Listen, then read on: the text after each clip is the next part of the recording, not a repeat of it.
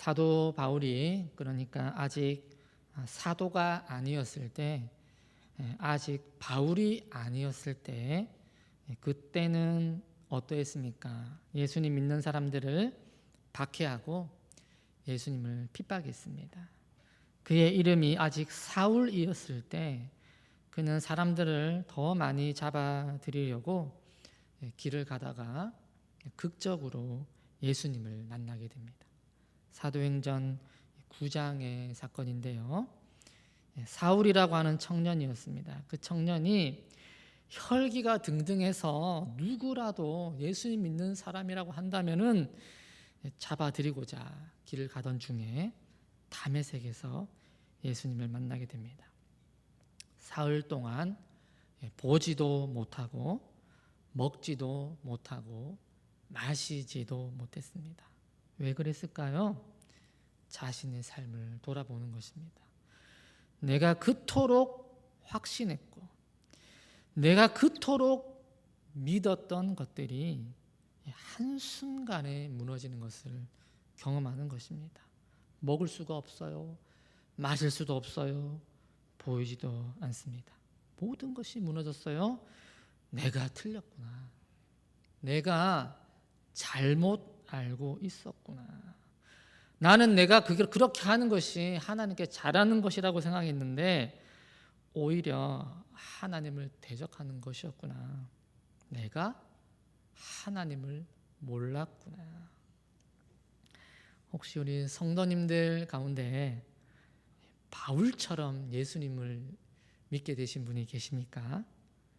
교회를 싫어하고 하나님을 인정하지 않고 믿는 사람들을 비난했던 분들이 계시다면 아마 이 바울의 심정을 좀 더 이해할 수가 있을 것입니다. 그런데 당시 그리스도인들은요, 이 혈기왕성했던 이 청년 그 사울의 회심을요, 그 다른 믿는 그러니까 박해를 받던 그 그리스도인들은요, 이 사울의 회심을 받아들일 수가 없었어요. 왜냐하면 이 사울이라고 하는 청년이 보통 박해를 했던 것이 아니거든요. 아니야, 분명 저 지금 거짓으로 지금 믿는 척하는 걸 거야. 그래서 도무지 알 수 없어 두려워하는데 하나님께서 아나니아라고 하는 제자를 부릅니다. 그리고 그에게 이 사울이라고 하는 자신의 그 기존에 있던 그 모든 것들이 무너져 내리고 정말 예수님을 온전히 알게 된 이 사울이라고 하는 사람을 하나님이 어떻게 생각하는지를 이 아나니에게 가르쳐 주는데요. 하나님께서 이 사울에게 대한 나의 계획이 있다. 이것을 지금 아나니에게 말해 주는데 사도행전 9장 15절 16절 말씀을 제가 읽어 드리겠습니다. 주께서 이르시되 가라, 이 사람은 내 이름을 이방인과 임금들과 이스라엘 자손들에게 전하기 위하여 택한 나의 그릇이라. 그가 내 이름을 위하여 얼마나 고난을 받아야 할 것을 내가 그에게 보이리라 하시니. 예수님을 만난 사울이죠. 그런데 그는 그저 자신을 구원할 메시아 그 예수님을 이제 알게 되고, 그래서 자신의 잘못을 돌이키게 되고, 이제 내가 예수님 믿음으로 진정한 구원을 얻게 되었구나. 그것으로 그친 것이 아니라 이제 그가 어떻게 살아가야 할지 그 삶의 사명이죠. 그 삶의 방향이죠. 그 삶의 새로운 꿈이죠. 그것을 그에게 보여주신 것입니다. 오늘 읽었던 본문, 여러분 빌립보서 말씀은요, 사도 바울이 어디에 있을 때 기록한 말씀일까요? 바로 감옥에 있을 때 기록한 서신입니다. 옥중 서신이죠. 에필골몬, 에베소서, 빌립보서, 골로서서, 빌레몬서 4번이나 감옥에 사실은 더 많이 갇혔습니다. 이런저런 죄로 우리가 참 감옥에 가는 경우가 있을까요? 누구라도 감옥에 간다는 것은 참 가슴 아픈 일인데 복음을 전하다가 참 많이도 이 사도 바울이요 감옥에 갇혔습니다. 그런데 이 사도 바울 이 감옥에 갇힌 상황에서 그는 무엇이라고 고백하고 있는가? 12절 말씀에 내가 이미 얻었다 함도 아니요 온전히 이루었다 함도 아니라 오직 내가 그리스도 예수께 잡힌 바 된 그것을 잡으려고 달려가노라. 그러니까 사도 바울은요, 아직 얻지 못한 것이 있다고 말하고 아직 온전히 이루지 못한 것이 있다고 말하는데, 여러분 그것이 혹시 우리가 예수님 믿고 얻는 그 구원을 말하는 것은 아니겠죠, 그죠? 구원은 그런 것이 아닙니다. 구원은 우리가 예수님을 우리의 구주로 고백하는 순간, 우리 마음에 예수님을 구주로 영접하는 순간 하나님과 우리의 관계는 어떻게 된다고 했습니까? 아버지와 아들, 자녀의 관계가 되는 것이고, 그 순간 구원을 얻고 영원한 생명을 소유하게 되고 영원한 천국을 보장받는 것입니다. 이것은 바울도 마찬가지죠. 그가 담에색에서 예수님 만났을 때, 회심했을 때 진정 이분이 구원자이시구나, 예수님이구나, 이제 나 예수님 믿겠습니다라고 했을 때 구원은 주어진 것이죠. 하나님과 자녀와의 관계가 아버지와의 자녀가 된 것입니다. 그렇다면 오늘 이 사도 바울의 고백, 아직 이루지 못했습니다, 아직 온전하지 못했습니다. 여러분 그것은 무엇을 말하는 것일까요? 그것은 바로 그가 받은 사명, 그가 앞으로 달려가야 할 하나님의 계획, 꿈, 그런 것을 말하고 있습니다. 다 이루어지지 못했죠. 그가 정말 이방인들을 향해서 열심으로 복음을 전하고 감옥에 갇히기까지 했지만 다 이루었어요? 아직 다 못 이루었어요? 아직 다 못 이루었어요. 아니 이 정도 감옥에 갇혔으면 다 이루었다고 좀 해줘야 되는 거 아닌가요? 아니, 본인이 감옥에 있음에도 불구하고 감옥에 있으면서 뭐 더 할 수 있는 게 있습니까? 아니에요. 그런데도 자기는 달려간다.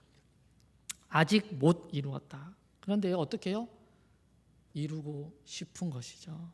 여러분 우리가 2002년에 월드컵 이제 4강의 신화를 이루었지 않습니까? 이제 마지막 이제 그 4강 경기에서 우리나라와 독일의 경기가 있었습니다. 관중석에 그 카드 섹션이 펼쳐지는데요. 여러분 혹시 그 문구가 무엇이었는지 기억하시는 분 계신가요? 꿈은 이루어진다. 여러분 얼마나 이루고 싶었습니까? 그죠? 정말 이루고 싶었습니다. 정말 그 4강까지 올라오는 그 과정에 축구 강국이라고 하는 그 유럽의 팀들을 그 정말 한 경기 한 경기 이겨 나갈 때마다 정말 우리 대한민국이 정말 난리도 아니었습니다. 월드컵 4강, 글쎄요, 결승, 그리고 우승, 정말 이루고 싶은 꿈이었어요. 사도 바울, 아직 이루지 못한 사명, 아직 온전히 이루지 못한 자신을 향한 하나님의 계획, 여러분 사도 바울은요 그것을 다 이루기까지요 쉴 수 있어 없어요? 감옥에 있으면서도 쉴 수가 없습니다. 왜요? 반드시 이루어야 하니까. 너무나 이루고 싶으니까 달려가는 것입니다. 13절 말씀, 형제들아 나는 아직 내가 잡은 줄로 여기지 아니하고 오직 한 일, 즉 뒤에 있는 것은 잊어버리고 앞에 있는 것을 잡으려고. 여러분 자신이 살아온 삶에 그 사도 바울이요 살아오면서 여러분 후회가 있을까 없을까요? 미련이 있을까 없을까요? 왜 없겠습니까? 사도 바울이라고 여러분 아쉬웠던 순간이 어떻게 없을 수가 있겠습니까? 지금도 각 곳에 세워져 있는 교회를 생각하면 교회마다 문제가 많아요. 자기는 묶여 있습니다. 그들을 위해서 어떻게 할 수도 없고, 내가 그때 좀 다르게 했더라면 어땠을까? 내가 그때 교회를 이렇게 좀 이끌었으면, 지도했으면 지금쯤 어땠을까? 때로는 강하게, 때로는 약하게 교회를 세우고 교회를 이끌어가면서 여러분 얼마나 많은 선택을 하고 또 실패를 경험했겠습니까? 그런데 사도 바울은 어떻게 다짐하나요? 오직 한 일, 즉 뒤에 있는 것은 잊어버리고 앞에 있는 것을 잡으려고 한다. 후회와 미련이 있지만 지금 그것을 돌아볼 겨를이 있어 없어요? 없어요. 우리 오늘 수능 시험 치는 우리 학생들이 앞에 있는데 내가 6개월 전으로만 돌아갈 수 있다면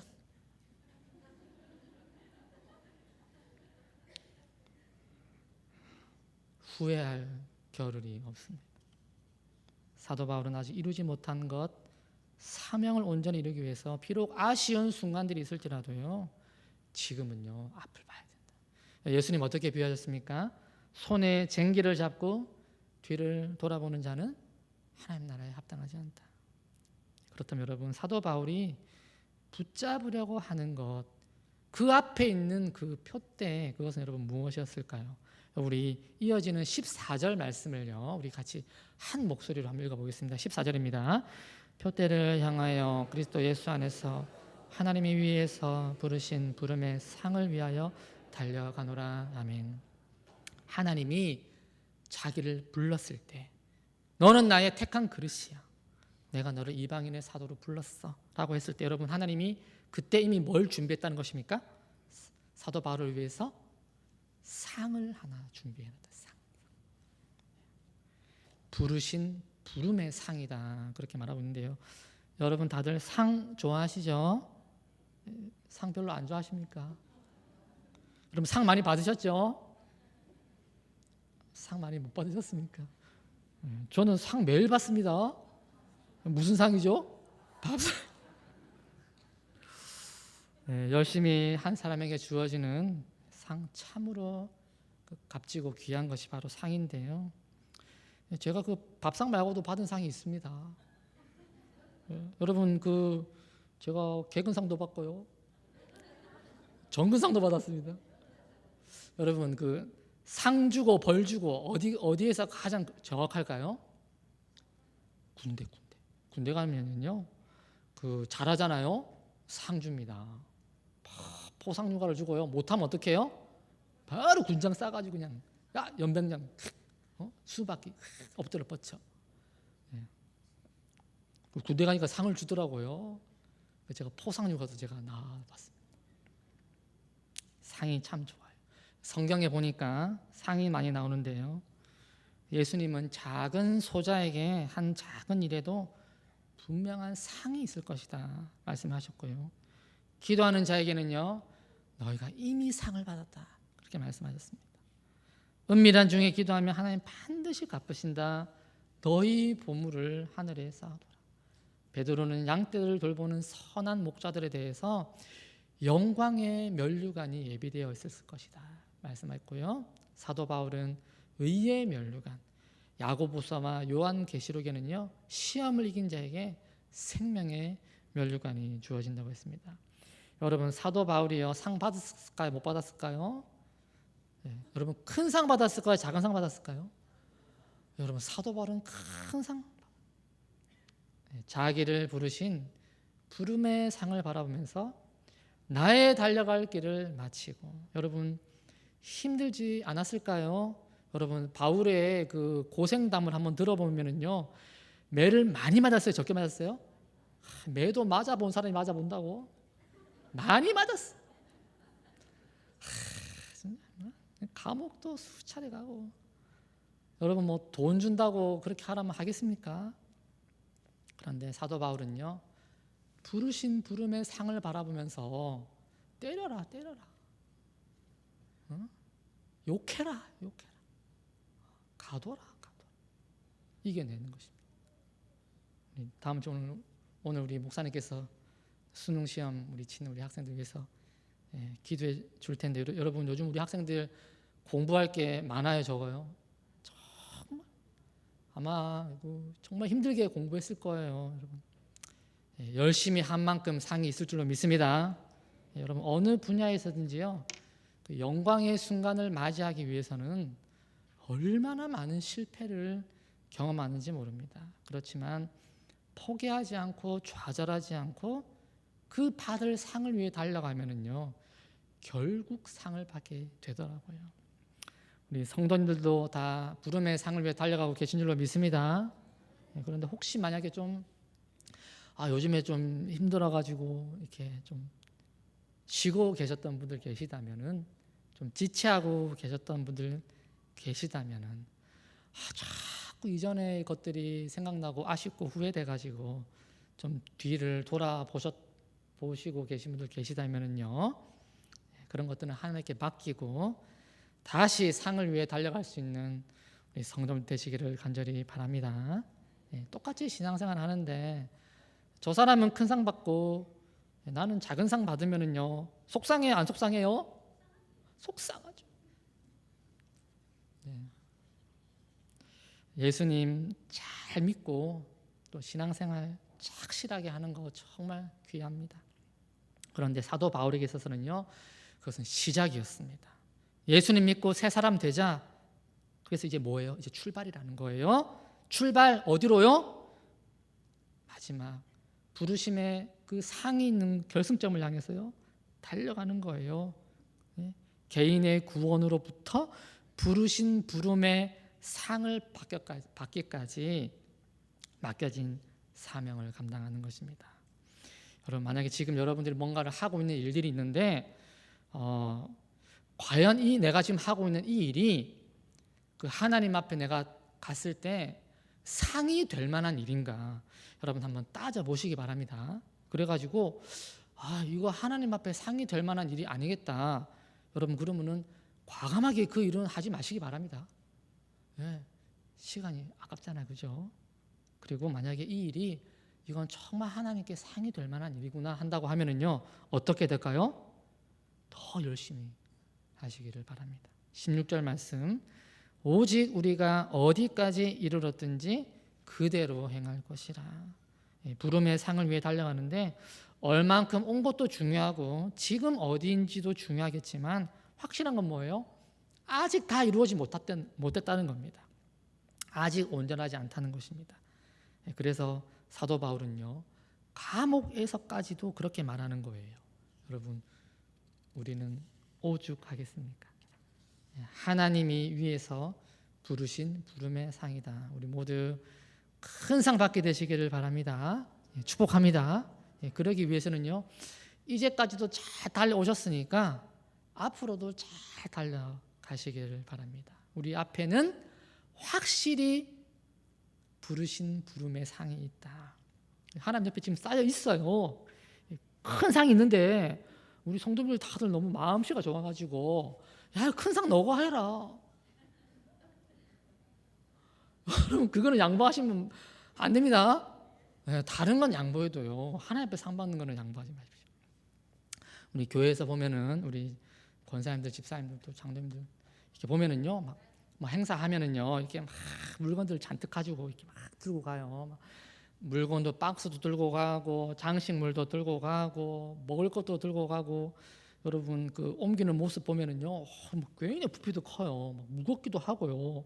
근데 우리 권사님들 힘이 세시더라고요. 어제도 우리 집사님 권사님들 여전도 야유회 가는데 간식을 준비했는데 간식이 너무 많아가지고 한 사람이 들 수가 없어.